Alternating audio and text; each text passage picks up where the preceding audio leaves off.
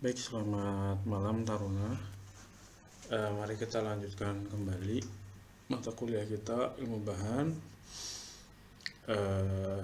Hari ini kita ulas sedikit tentang proses pembuatan besi, ya. Jadi nanti materinya, ya, tugasnya adalah kalian catat di buku masing-masing, ya. Kemudian kalian boleh foto, ya, atau buat dalam bentuk PDF, dan tugasnya dikirim ke email saya. Ya, baik. Kembali ke materi, ya. Dalam proses pembuatan besi ini, ya, ada beberapa bahan baku yang memang harus ada, ya. Nah, kemudian prosesnya itu sendiri, ya, proses pembuatan besi itu sendiri itu terjadi di dapur tinggi, ya. Jadi alatnya adalah namanya dapur tinggi. Nah, bahan-bahan yang pertama yaitu adalah biji besi, ya. Biji besi ini diambil, ya, tentu dari hasil tambang, ya. Nah, kemudian bahan yang kedua adalah batu kapur, ya. Ini adalah bahan yang kedua, batu kapur. Kemudian kokas. Nah, kokas ini adalah digunakan sebagai sumber panasnya untuk melelehkan besi itu sendiri. Jadi besi ini, ya, dilelehkan, ya. Tentu di sini di bagian atas ini itu dibuat partikel-partikel kecil dulu, ya. Kurang lebih suhu untuk melelehkan besi ini sekitar 1600 derajat Celcius, ya. Ini suhu untuk melelehkan besi ini. Nah, kemudian bagian ini, ya, bagian ini adalah dihembuskannya udara panas, ya, udara panas. Nah, di dalam dapur tinggi ini terdapat 3 daerah, yaitu daerah pemanasan, ya. Daerah pemanasan ini suhunya sekitar 200 sampai 800 derajat Celcius. Kemudian daerah reduksi. Nah, perlu diingat bahwa proses pembuatan besi ini adalah kebalikan dari proses korosi, ya. Jadi jika kita di sini mengatakan proses reduksi, itu adalah proses melepaskan unsur oksigen yang melekat pada besi itu sendiri. Misalnya, ini saya ambil contoh, misalnya besi itu, misalnya besi oksida, ya, misalnya besi Fe2O misalnya. Ini misal saja Fe2O2 misalnya. Nah, ini pada saat terjadi reduksi, ya, reduksi,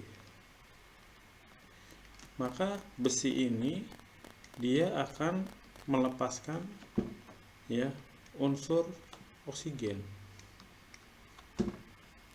ya, seperti itu, ya. Gitu, ya. Misalnya ini misal, ya. Nah, sedangkan untuk ini saya hapus dulu. Jangan dulu. Baik. Nah, sedangkan untuk proses oksidasi berarti proses karat, ya. Kalau proses karat itu kebalikan, ya. Misalnya ada suatu logam besi, ya, 2Fe misalnya. Ini mengalami oksidasi misalnya. Oh iya, maaf, saya hapus dulu deh. Ini saya hapus dulu, ya. Oke.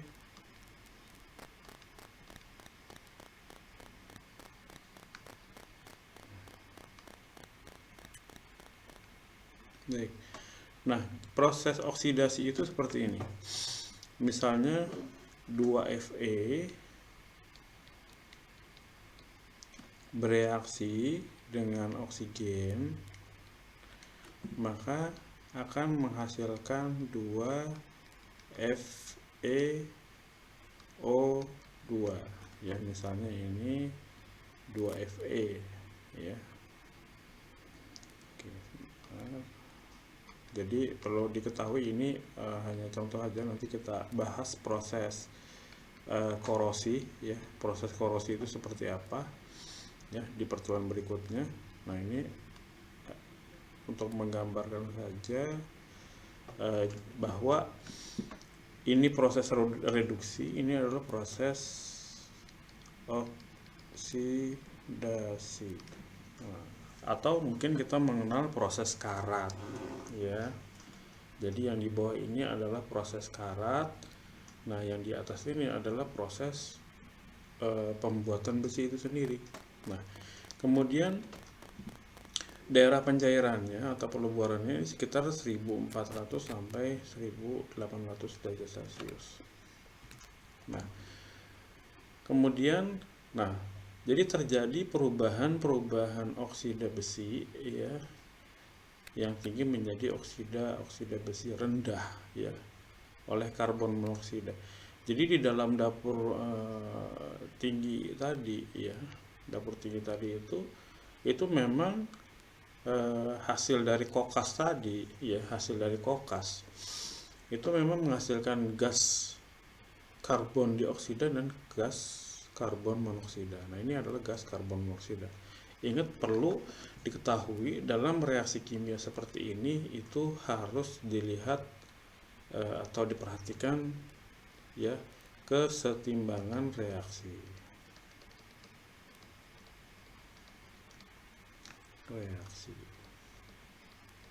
Contoh misalnya, kalau di sini atom besi itu adalah 3, ini besi oksida ya. Fe3O4 ini adalah besi oksida. Jadi besi yang memang dia dalam di alamnya memang mengikat oksigen ya, besi oksida itu ya. Jadi dari bahan tambang itu sendiri. Nah, dia bereaksi dengan karbon monoksida menghasilkan gas 3FeO dan gas karbon dioksida di sini. Nah, ini di sini 3 atom Fe, maka di sini harus 3 juga. Kemudian di sini ada oksigennya ada 4 ya, di sini ada 4 oksigen, maka di sini pun harusnya 4. Jadi 3Fe ini berarti ada 3 oksigen. Ini ditambah 2 oksigen. Nah, di sini adalah 4, di sini 1 ya. Jadi ini udah setimbang ya. 4 tambah 5 1. Di sini adalah 3 ditambah 2 5. Ini 4 tambah 1 5. Ya. Ini 5, ini juga hasilnya adalah 5. Ya, jadi setimbang ya. Jadi oksigen di sini setelah reaksi jumlahnya 5. Oksigen sebelum reaksi juga jumlahnya 5. Nah, kemudian karbonnya. Nah, karbonnya ada berapa? Karbonnya sama-sama 1 di sini. Ya. Nah, ini disebut sebagai keseimbangan reaksi. Sama di rumus-rumus berikutnya pun harus kita periksa seperti itu. Jika tidak sama, maka perlu dikoreksi kembali apakah rumus kimianya benar atau tidak.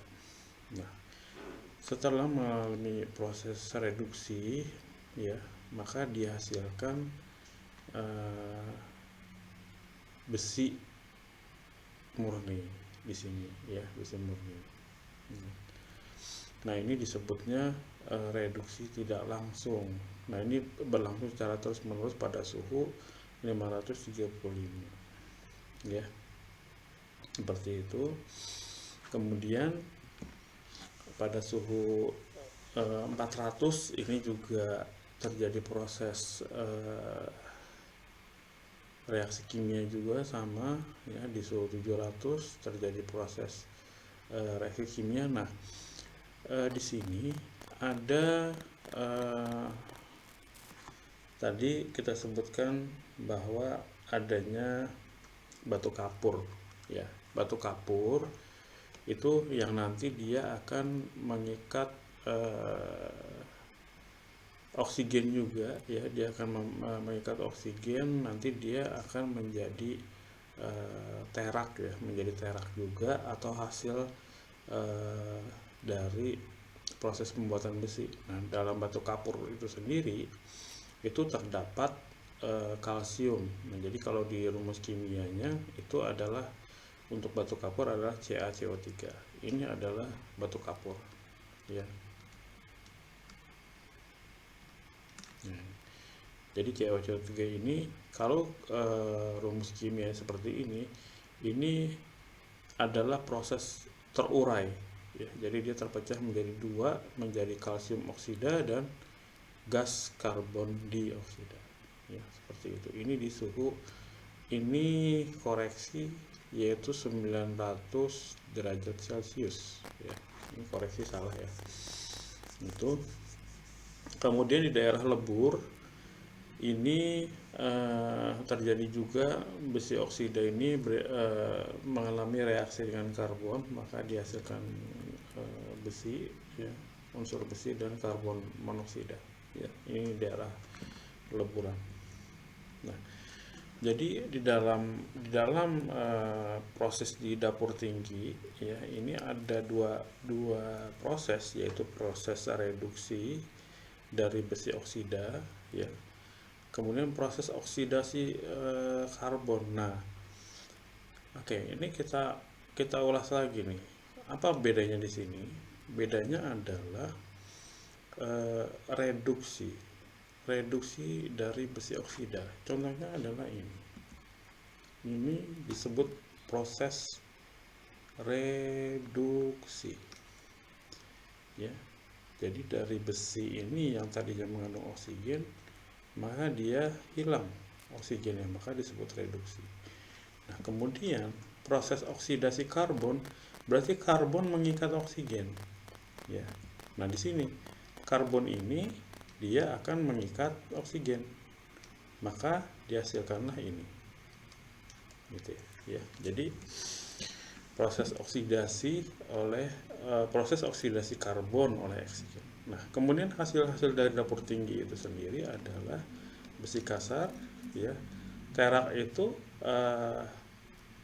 kotoran yang masih dia terpisah dari besi itu sendiri, tetapi masuk dalam hasil juga. Kemudian gas-gas dari dapur tinggi, gas-gas ini bisa berupa karbon monoksida atau karbon dioksida. Nah, kemudian karakter besi yang sudah dihasilkan tadi ya. Nah, itu disebutnya besi tuang ya, besi tuang. Nah, secara umum besi tuang itu adalah atau cast iron ya. Cast iron ini adalah besi yang mempunyai kandungan karbonnya 2,5 sampai 4%. Jadi cukup tinggi. Nah, kalau ada pertanyaan apa sih bedanya besi dengan baja gitu ya. Kalau besi ya ini baja, itu perbedaannya adalah di kandungan karbonnya. Kalau besi itu kandungan karbonnya 2 ya sampai 5%. Nah, kalau baja itu kurang dari 2% kandungan karbonnya. Jadi perbedaannya di sini ya. Nanti di baja nanti kita bahas sendiri ya,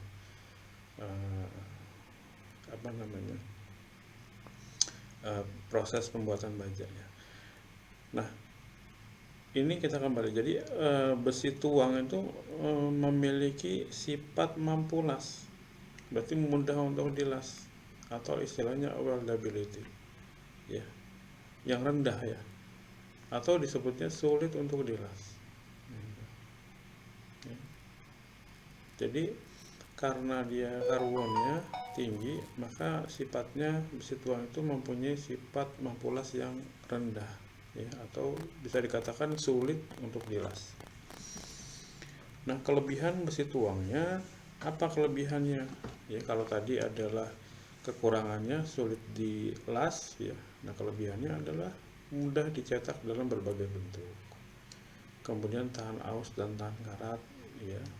Dapat dikerjakan dengan mesin itu maksudnya bisa dibubut, bisa dibor, dan lain sebagainya.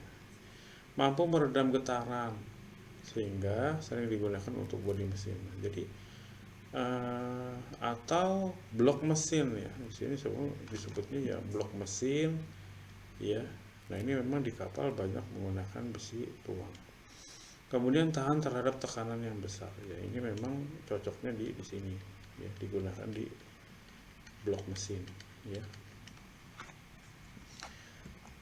Nah, kelemahannya apa? Kelemahannya getas, ya, sehingga tidak terlalu kuat untuk menahan beban tarik. Jadi atau disebutnya elastisitasnya rendah, gitu ya.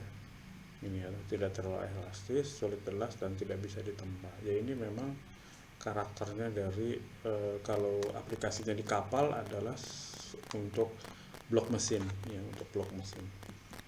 Nah, baik, mungkin itu ya ulasan singkat dari proses pembuatan besi, ya. Mohon dicatat di buku, ya. Tugasnya adalah catat di buku, kemudian dikirim ke email, ya, sesuai email yang saya kirim. Terima kasih atas perhatiannya. Saya akhiri. Wassalamualaikum warahmatullahi wabarakatuh.